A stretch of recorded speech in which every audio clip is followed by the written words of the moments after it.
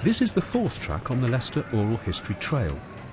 The first record of a market on this site is a charter of 1298, and for a long time this spot was known as the Saturday Market. That was many years ago, but even within living memory, Leicester's market has changed a lot.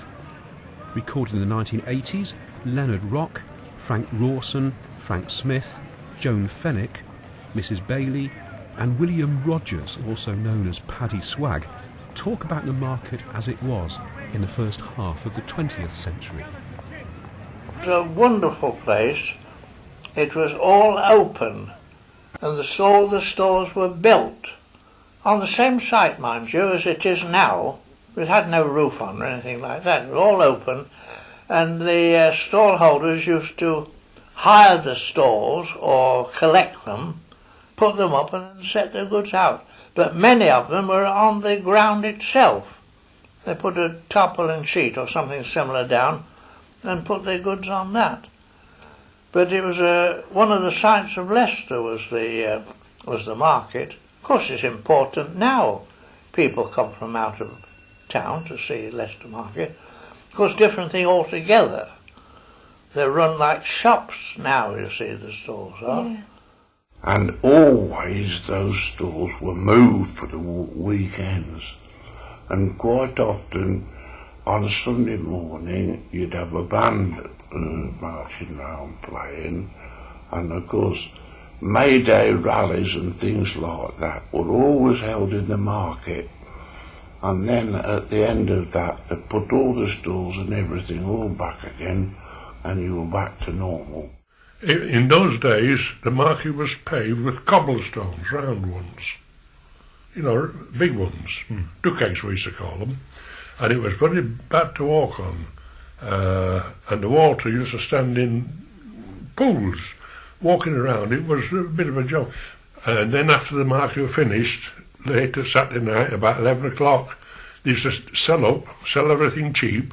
Even meat, you see fellas coming down, and families with all the kids waiting, like the vultures, to grab everything off the stall. When they walk away, the stall holder, which they did, they had to walk away and leave them. Then Sunday morning, these, like Hyde Park, these amateur politicians and fellas with grievances, didn't matter what it was, so long as they're spouting, is get a box, bring it with them, and stand up there laying down the lobby, perhaps half a dozen of them, different places, but all in the market square, and all shouting the odds. But by God, by midnight, the police said, they come on, out, and chuck them out. They carried on as late as that? Oh, yeah. Yeah, they didn't stop selling till about 11. They're trying to sell up what they got, you see. Yeah. Especially meat and things like that. And I can remember going into the market, there used to be a stall that had hot peas and sausages, and they used to put the sausage in between a piece of bread. If you stood there against the stall, the man would keep looking at you, but if you didn't say anything, he'd get a piece of bread and dip it in the sausage fat and give it you, and it was lovely. But if you spoke, if you said, could you know what you say, go on, clear off, and he wouldn't give you anything. But if you just stood there, he would give it to you. And she used to send me into the market, go to see Mr. Vickers, put your head underneath the back of under the flap of his stall, and say, my mum says, can she have a shilling piece of brisket and 6 pie pieces, which was stewing meat like. And I used to get a lovely big piece of brisket, and of course my mother never knew, but I used to go up there scrumping, you know, under the stalls with somebody who was worse off than what we were, really. And I used to go underneath the stalls and used to get apples, and they all got what they call specks. I used to call them specks. We used to cut them off, and I wouldn't have dared to take them home because my mother would have, you know, really gone mad if she'd seen them. In the market too, they used to have stalls with animals for sale, like they do abroad. You see, hens in cages and that sort of thing, and dogs in cages. She used to sell everything like that in the open market. Of course, that'd been stopped for years.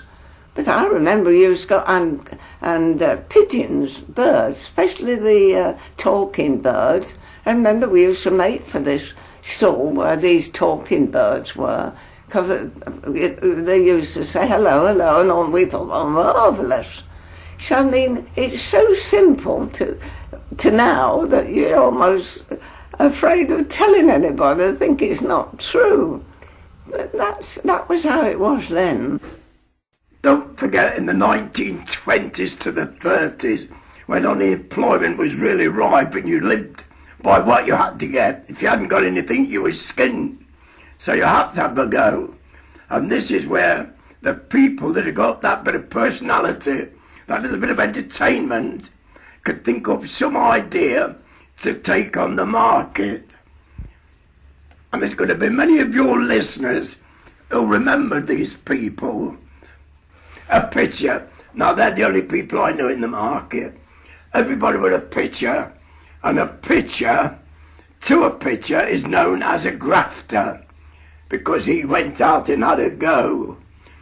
There's a big difference between a grafter and a stall holder.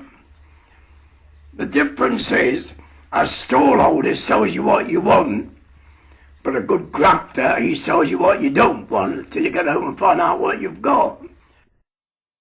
Leave the market through Cheapside or one of the alleyways, or jitties as they're known in Leicester, onto Gallatry Gate. Go to the clock tower for the next track on the trail.